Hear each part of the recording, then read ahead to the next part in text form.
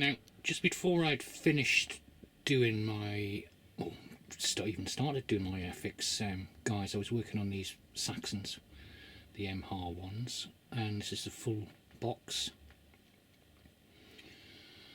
So I've got mainly spearmen in this unit, and this is why I bought the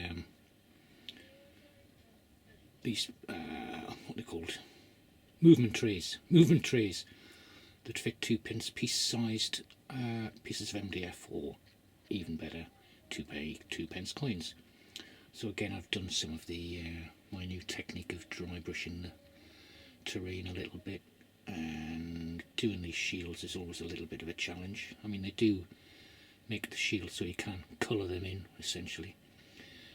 Next unit is archers and spearmen.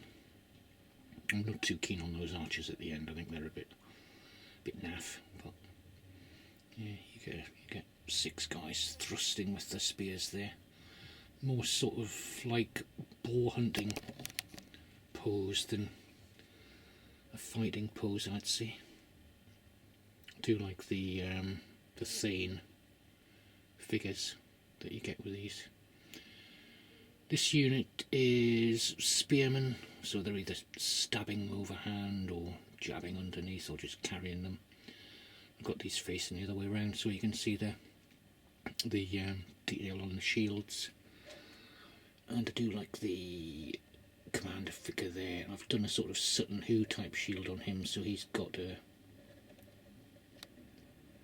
couple of sweeps of gold paint on there to represent the ornamentation that the Saxons would sometimes put on their shields. It could be boars, it could be, you know, ravens, serpents, that sort of thing, but in a stylised way. So just thought I'd try that out, and I think it's come out pretty nice. I shall certainly do that if I do some more. And the next lot are axemen. The guys with the axes over the shoulders, I think, should really have spears on the backs, so if I amend them, that's what I would do. But I wanted to show you them as they come in the set.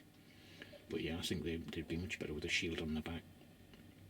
Unless, of course, they've got somebody covering them, which would allow them to wield the axe without fear of being stabbed. And put it this way, these Danish axes have got such a long reach that you've got to come pretty up close to get anywhere near these guys anyway, and a trained Huskarl would certainly not let you get anywhere near to even get a jab in, because they used to practice with these all day long.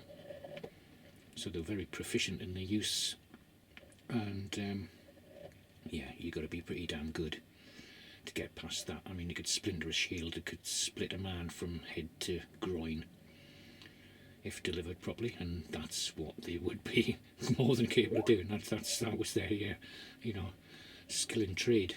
So yeah, they would be able to do that. That's quite a bit of waffling about Huskarls, but part of my interest. And the rest of the guys with the hand axes. Some would be more ornate than others with inlay. Some would be inlaid with yellow silver artwork, if you want to look that up. Saxons very keen on that, and the Vikings. It's basically silver with a black inlay. You know, they scratch the, you know, carve out the surface of the axe into swirls and patterns, and then darken the, so it'd be like dry brushing really, with a wash. But at this scale you're not going to get that, are you? So let me just show you these guys from the side and rear. So you can see I've got a fewer figures on this one because I wanted to have them all of the same sort of pose, the spear pose, these with the throwing pose, and the archers and the stabbing guys. So there's no shields at all on that unit, so they'd count as light infantry, I suppose. Semi-armoured.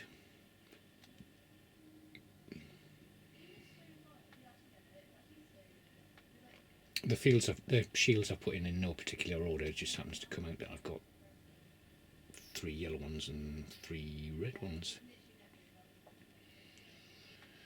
And the other spearmen. and the Axemen. Now I've put the Huskarl types, the Danish Axemen, at the back. Really they should be at the front, because they would be at the front of a shield wall unless they were experiencing archery fire. So they'd be up close and personal for an infantry or cavalry charge, and they were well adept at taking care of cavalry, because they could, you know, take a horse out with one blow as well, and then deal with the man on the ground. So yeah, that's the MH set. Some lovely poses in there. You get an awful lot of figures, which is really nice. I mean, that's, you know, quite a host there, isn't it, from that lot. I do enjoy doing them. All the clothes I do at random. So there's no particular pattern to them, which is how it should be. And the same with the shields as well. There's no colour pattern.